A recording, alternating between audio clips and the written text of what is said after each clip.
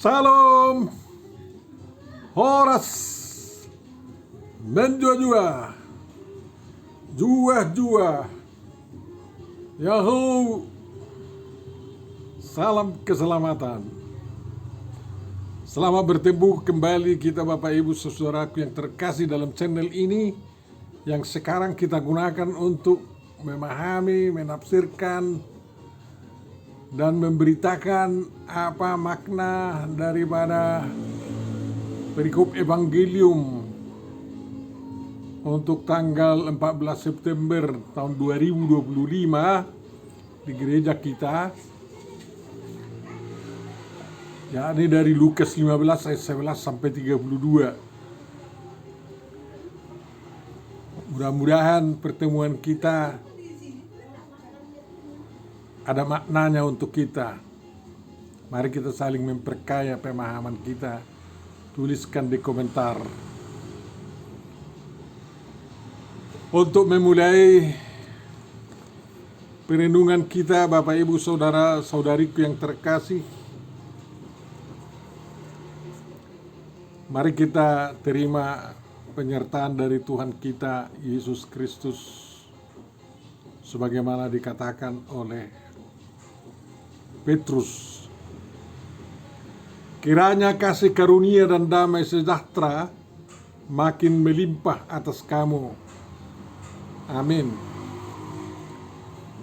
Marilah kita baca perikop atau firman yang akan kita renungkan sebagai Evangelium pemberitaan firman pada tanggal 14 September 2025, minggu ke-13 setelah Trinitas, dari Lukas 15 ayat 11 sampai 32.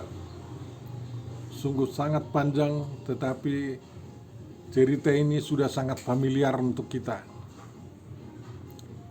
Perumpamaan tentang anak yang hilang. Yesus berkata lagi, ada seorang mempunyai 2 anak laki-laki. Kata yang bungsu kepada ayahnya, "Bapa, berikanlah kepadaku bagian harta milik kita yang menjadi hakku." Lalu ayahnya membagi-bagikan harta kekayaan itu di antara mereka.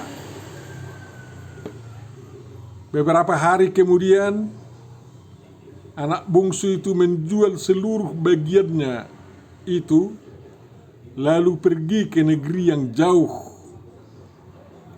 Di sana ia memboroskan harta miliknya itu dengan hidup berfoya-foya. Setelah dihabiskannya semuanya, timbullah bencana kelaparan di dalam negeri itu, dan ia pun mulai melarat. Lalu ia pergi dan bekerja pada seorang majikan di negeri itu. Orang itu menyuruhnya ke ladang untuk menjaga babinya. Lalu ia ingin mengisi perutnya dengan ampas yang menjadi makanan babi itu, tetapi tidak seorang pun yang memberikannya kepadanya. Lalu ia menyadari keadaannya, katanya, "Betapa banyaknya orang upahan Bapakku yang berlimpah-limpah makanannya, tetapi aku di sini mati kelaparan. Aku akan bangkit dan pergi kepada Bapakku dan berkata kepadanya, Bapa, aku telah berdosa terhadap surga dan terhadap Bapa. Aku tidak layak lagi disebutkan anak Bapa. Jadikanlah aku sebagai salah seorang upahan Bapa." Maka bangkitlah ia dan pergi kepada bapaknya. Ketika ia masih jauh, ayahnya telah melihatnya. Lalu tergeraklah hatinya oleh belas kasihan. Ayahnya itu berlari mendapatkan dia, lalu merangkul dan mencium dia. Kata anak itu kepadanya, "Bapa, Aku telah berdosa terhadap surga dan terhadap Bapa. Aku tidak layak lagi disebutkan anak Bapa."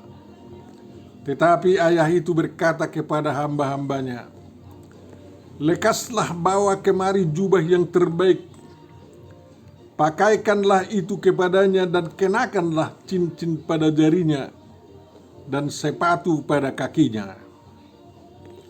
Dan ambillah anak lembu tambun itu, sembelihlah dia, dan marilah kita makan dan bersukacita.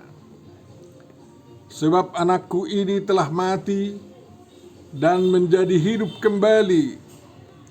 Ia telah hilang dan didapat kembali." Maka mulailah mereka bersukaria. Tetapi anaknya yang sulung berada di ladang, dan ketika ia pulang dan dekat ke rumah, ia mendengar bunyi seruling dan nyanyian tari-tarian. Lalu ia memanggil salah seorang hamba dan bertanya kepadanya apa arti semuanya itu.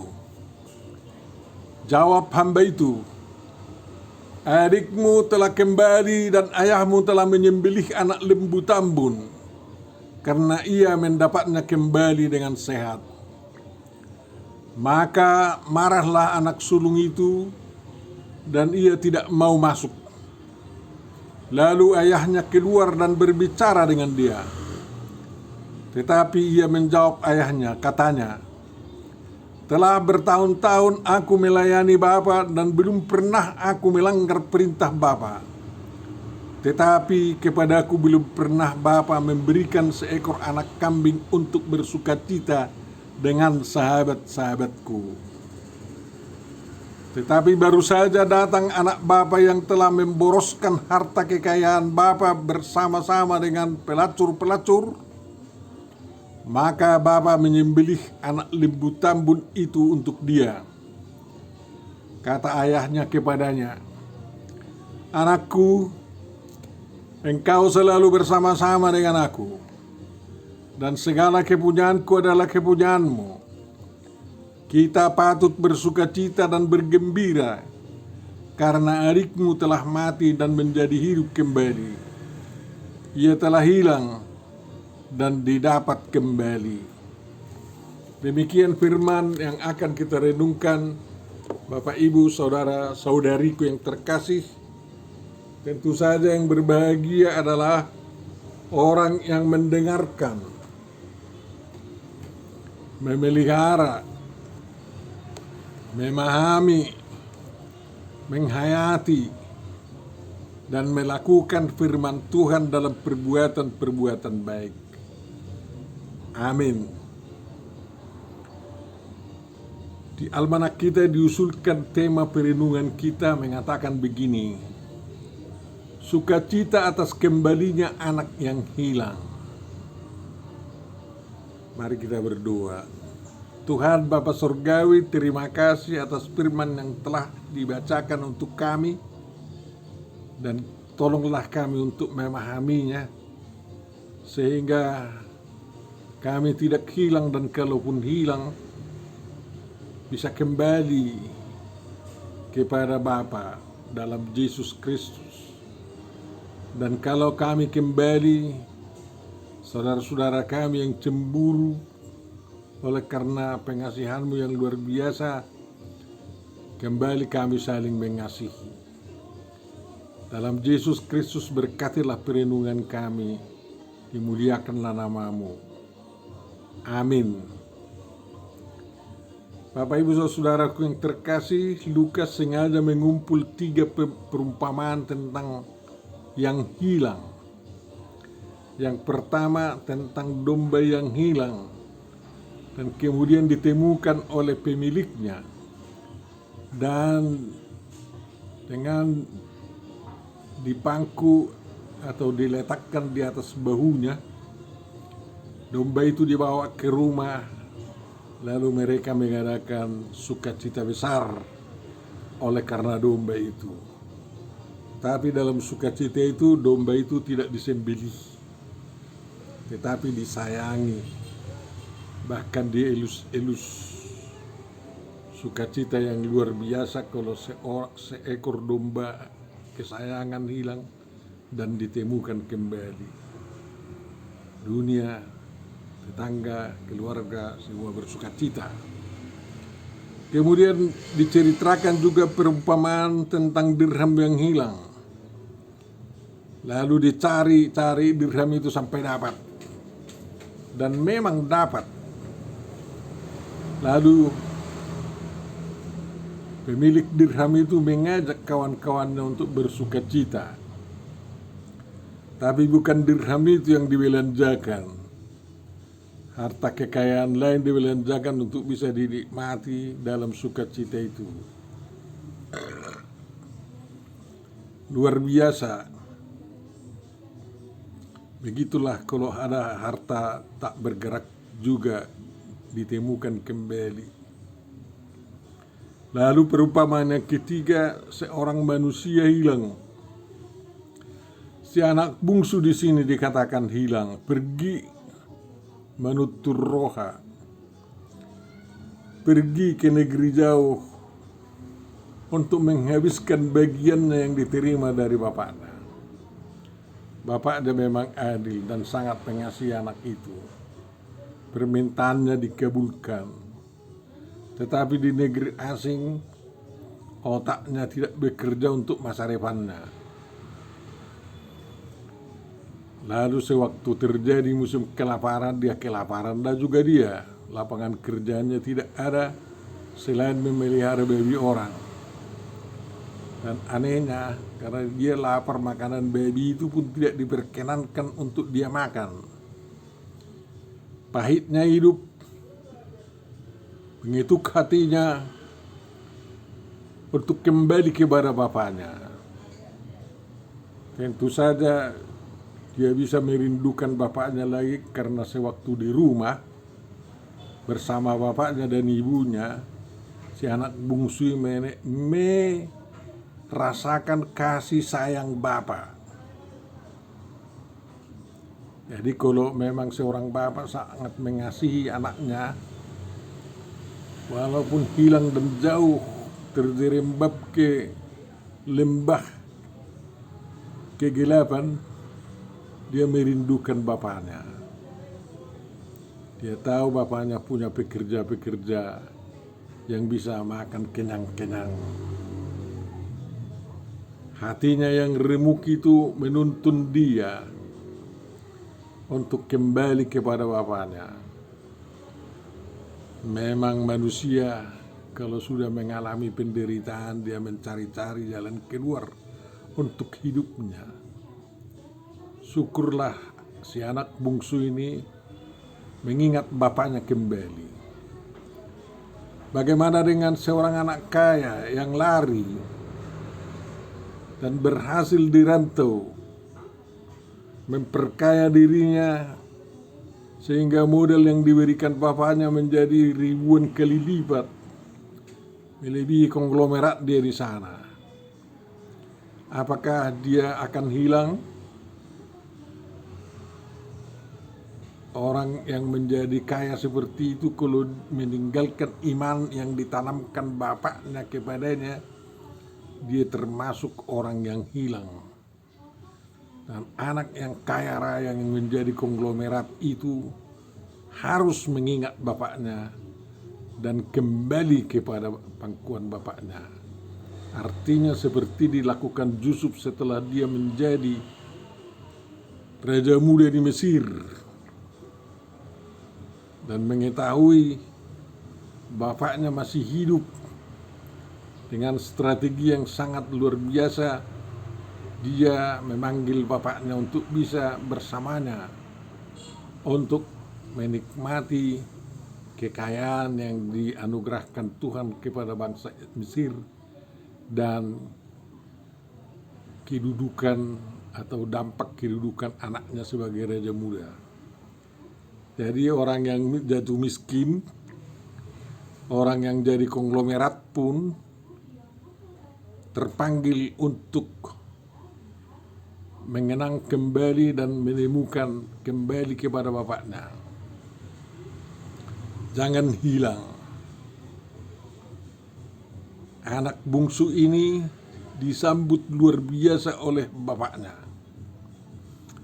Lembu tambun dan bukan lembu kurus, disembelih tanpa tanya-tanya anaknya yang sulung untuk berpesta ria. Bahkan anaknya itu tidak diberitahu bahwa ada pesta di rumahnya. Sampai anak sulungnya terkejut sewaktu dia kembali ke rumah, kok ada rame-rame di rumahnya. Dan dia marah karena merasa tindakan bapaknya itu dianggap tidak adil terhadapnya. Sebab dia telah lama bersama bapaknya tidak pernah dipestakan. Mungkin dia belum nikah, makanya nggak dipestakan kan. Dia harus sabar menunggu sampai dipestakan bapaknya sebenarnya. Karena cemburunya itu hampir hilang kasihnya kepada saudaranya. Protesnya yang luar biasa terhadap bapaknya membuat kasihnya itu hilang.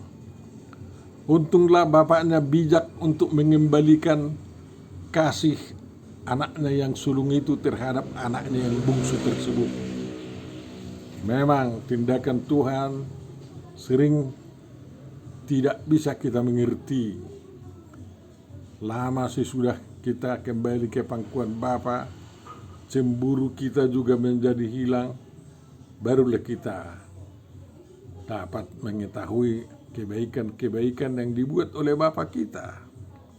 Sama seperti si Yakub dan si Esau kan. Coba bayangkan setelah si Esau menggadaikan hak sulungnya kepada adiknya Yakub, adiknya berhasil untuk meraih berkat sulung dari bapaknya. Cemburulah dia, tidak lagi ada berkat sama dia seperti berkat sulung. Tapi Tuhan juga, bapaknya juga memberi berkat memang. Akhirnya Yakub melarikan diri ke Haran, ke rumah tulangnya, ke rumah pamannya kan. Dan setelah lama itu rindu kembali, dan mereka, si Esau dan si Yakub, saling mengasihi. Mereka bisa bersama-sama ya menguburkan ayahnya Ishak sewaktu meninggal, tidak ada dendam lagi. Tidak seperti keturunan Ishak dan keturunan Ismail yang ada sekarang. Dendam kesumat masih terus tertanam sehingga selalu saling memerangi.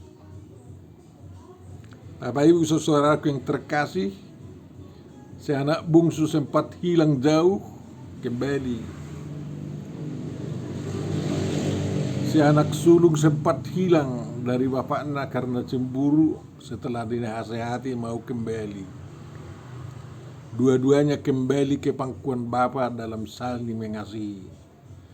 Harta duniawi menjadi hal yang sekunder. Sukacita duniawi bisa dinikmati bersama. Itulah dampak daripada ayah atau bapa yang bijaksana. Cerita ini mengingatkan kita juga agar orang tua tidak lupa menulis surat-surat wasiat pewarisan harta peninggalannya untuk anak-anaknya. Seperti ibu saya sebagai orang tua yang terakhir hidup, menulis wasiat membagi hartanya kepada kami keturunan bapak kami yang 15 orang tanpa membedakan satu sama lain. Luar biasa itu. Sehingga saya sendiri masih dibelanjai oleh warisan mama saya, bapak saya, oleh karena ada damai sejahtera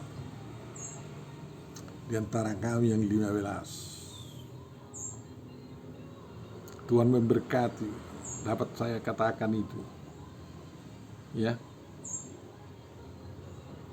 Semua panjang umur. punya cucu, serumah tua semua. Tidak ada yang menjadi peminta-minta, mungkin saya yang termiskin di antara mereka. Walaupun pendidikan saya yang tertinggi sampai mendapat gelar doktor dari kalangan saudara-saudara saya, kami 9 orang bersaudara dan ada 6 saudari saya. Bapak Ibu saudaraku yang terkasih, banyak cara dunia ini membuat anak-anak kita hilang atau kita sendiri hilang. Banyak suami yang hilang gara-gara tertarik melihat perempuan lain. Ingatlah, hai suami-suami yang menyeleweng, yang memboroskan nafsu seksualnya kepada perempuan-perempuan lain sampai sifilis menyerangnya. Setelah mengalami sakit kelamin baru dia kembali ke istri pertamanya. Tapi istri pertamanya sangat sabar untuk merawatnya. Luar biasa. Istri pertamanya menunjukkan kasih Tuhan kepada suaminya yang nakal itu. Ada anak kita yang jatuh kepada narkobaan, hancur-hancuran, harta bapaknya juga dihancurkannya, lalu direhabilitasi, ya, di penjara, direhabilitasi di penjara, lalu bisa kembali. Bapaknya dan mamanya sangat mengasihinya, tidak memarahinya sedikit pun, tapi menyayanginya. Dan kasih sayang orang tuanya itulah yang betul-betul mengembalikan kepada dunia, kepada manusia yang sebenarnya, sehingga dia tidak lagi merindukan narkoba. Bapak Ibu saudaraku yang terkasih, ada juga anak yang hilang walaupun disupport dari orang tuanya untuk sekolah di pulau yang lain, di universitas yang jauh, tetapi dia bermain-main dan tidak sungguh-sungguh sekolah. 6 tahun tidak tamat apa-apa. Mungkin dia belajar karatenya, mempoya-poyakan hidup pemberian orang tuanya juga. Lalu dengan penyesalan dia kembali ke pangkuan Tuhan dan juga minta maaf kepada orang tuanya. Dan Tuhan memberi jalan hidup yang baik. Walaupun dia tidak sarjana, istrinya cari orang yang bisa menjadi pegawai negeri, sehingga dia membangun satu keluarga yang indah juga.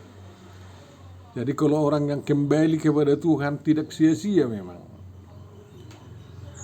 Ya, anak bungsu ini yang kembali kepada Tuhan tidak sia-sia mendapat hidup baru di hadapan Bapaknya. Makanya siapapun kamu yang mualaf-mualaf kepada Tuhan, kembalilah kau agar kau menjadi pewaris surgawi, harta Tuhan.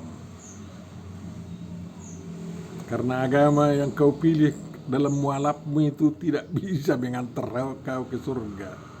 Tidak pernah Tuhan mengatakan kepada orang, kesinilah anakku, bersamaku. Tapi Tuhan Yesus Kristus mengatakan, aku ke surga untuk menyediakan tempat bagimu. Tempat yang luar biasa, yang penuh dengan sukacita. Siapapun tidak akan ada lagi yang mencemburuimu karena anugerah sukacita yang dari Tuhan. Mari kembali kepada Tuhan Yesus Kristus ke dalam kerajaan-Nya. Siapapun kau yang menjadi ateis, kau jangan berbohong terhadap dirimu, karena banyak sekali hal-hal yang di luar kemampuanmu dalam kehidupanmu. Kalau kau ateis semakin pandai, itulah yang mengajak kau untuk memperkenalkan Tuhan kembali kepadamu, mengetuk hatimu kembali kepadanya. Jangan kau lari dari suara hatimu yang mengetuk bahwa Tuhan mengasihimu. Kembalilah kepada Tuhan. sehingga kau semakin diberkati, bukan semakin dimiskinkan. Sukacitamu akan menjadi sempurna, sebab dalam keateisanmu walaupun ada sukacita, tetap ada kekosongan dalam hidup. Siapapun kamu yang menjadi religius, walaupun negaramu sangat kaya, pemerintahmu sangat luar biasa memberikan kesempatan yang indah bagimu, kembalilah kepada Tuhan agar kehidupan kesejahteraan negaramu sempurna dan kehidupan kesejahteraanmu juga sempurna. Karena di dalam Tuhanlah kita temukan sukacita yang sempurna dan hidup baru yang sempurna, seperti dialami oleh anak bungsu ini setelah dia kembali kepada ayahnya. Dan kamu yang dilanda oleh rasa kecemburuan terhadap saudara-saudaramu, kembalilah, hati nuranimu mengetukmu agar kau kembali kepada cinta kasih yang dari Tuhan. Karena tidak ada hidup yang lebih indah daripada kasih persaudaraan yang hidup di dalam orang-orang bersaudara.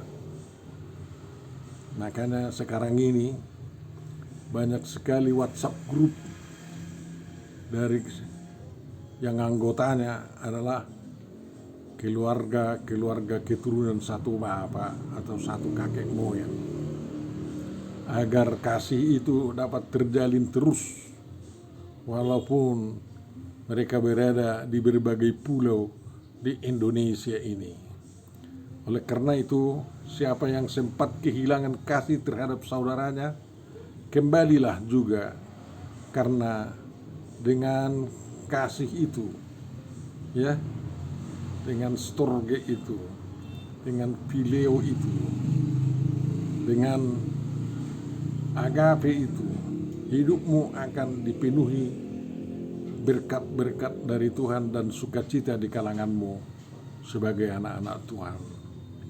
Tuhan memberkati kita semua, karena pastilah baik di surga maupun di bumi akan terjadi sukacita atas kembalinya anak yang hilang, terutama yang sempat hilang iman percayanya dan yang sempat hilang kasihnya kepada Tuhan dan kepada sesamanya, saudara-saudaranya.